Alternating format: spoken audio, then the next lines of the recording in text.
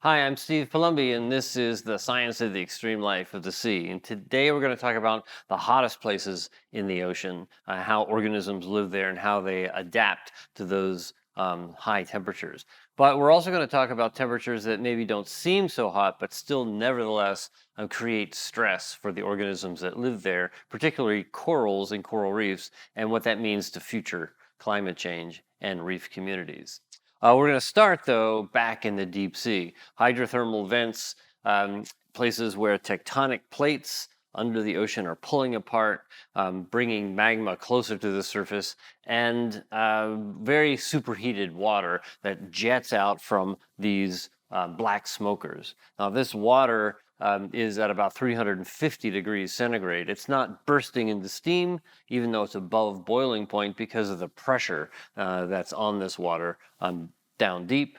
And the black smoke here is actually minerals in the water that are precipitating out when the water hits the surrounding cool water.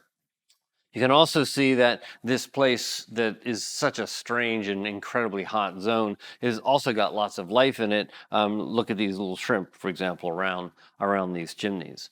Now, the way this system works, of course, is that the crust here, where the tectonic plates are pulling apart, has cracks in it. Water is pulled into those cracks, heats up around the magma, and then gets jetted out the black smokers. As it does that, that's where the minerals go into the water, and those minerals then fuel the life of hydrothermal vent organisms that live in the zone right between where the black smokers are and the waters come spewing out, and then the colder, deeper, darker, normal deep sea water.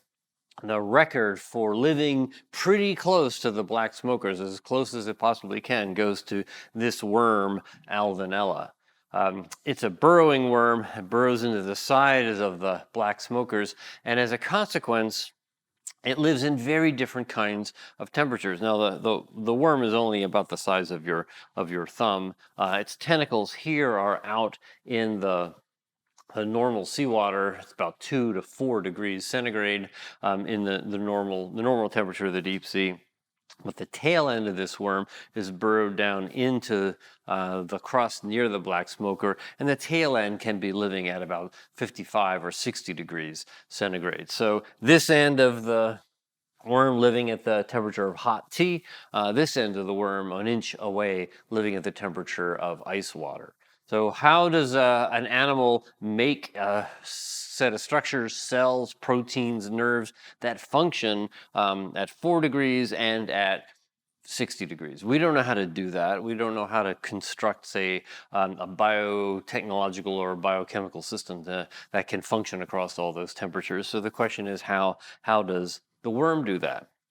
It's been difficult studying these worms because once you try to bring them up from the depths, then the pressure change can be deleterious on them. But when people have successfully done them and simply said, well, all right, what is the temperature tolerance of these animals? They're quite easily tolerate 42 degrees. That's, of course, about hot tub temperature. But if you bring them up to 55 degrees, then they're basically not able to survive that. Probably because the front end, the tentacle side, is not adapted or adjusted to those high temperatures. Survival at different temperatures is shown here. Very high survival at 42, 55 is low survival. But these researchers also asked what physiologically was going on within these worms. They did that by following the expression of a particular protein called a heat shock protein called HSP70. And HSP70 reflects the reaction of the organism to heat that it's not quite accustomed to. It's a reaction that allows the organism to try to repair itself if it's a little bit overheated.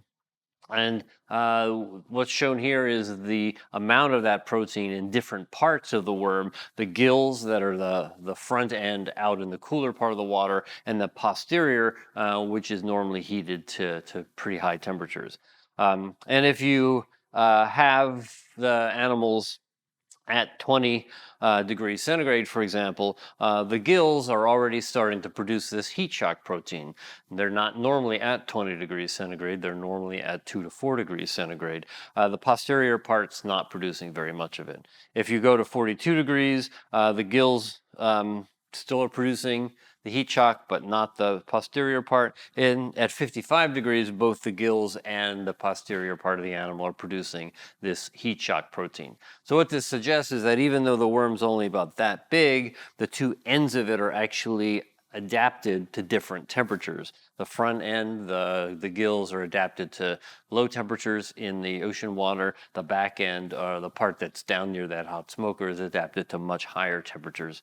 And the animal is reacting to different temperatures in very different kinds of ways. That's led people to look at the genome of these animals, the Alvinella, because the question is, how do you build a genome that creates cells that allows them to function at very different temperatures, even though it's the same organism? And looking at the genome is really just started.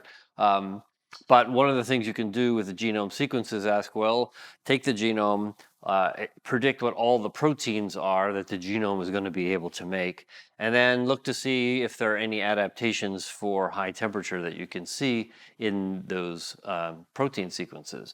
One of the ways you can look for that is the ratio of charged versus polar amino acid residues. Some amino acids are charged, and so they are more hydrophilic. Others are more hydrophobic. They're polar. And the ratio of those is a level of adaptation to high temperatures. So the genome shows that the animals, the Alvinella, has been evolving in order to adapt itself to higher temperatures. And the ratio of charged versus polar amino acids suggests the thermal stability of most of the proteins is high in the range of about 45 to 50 degrees centigrade. That's much higher than the thermal stability of virtually all other proteins in deep sea animals, which are adapted to much colder temperatures. So this animal's living in these places. Its entire genome is adjusted to allow it to do that. The one especially special thing is that the cells are really operating at different temperatures, and we still don't know how exactly that they do that.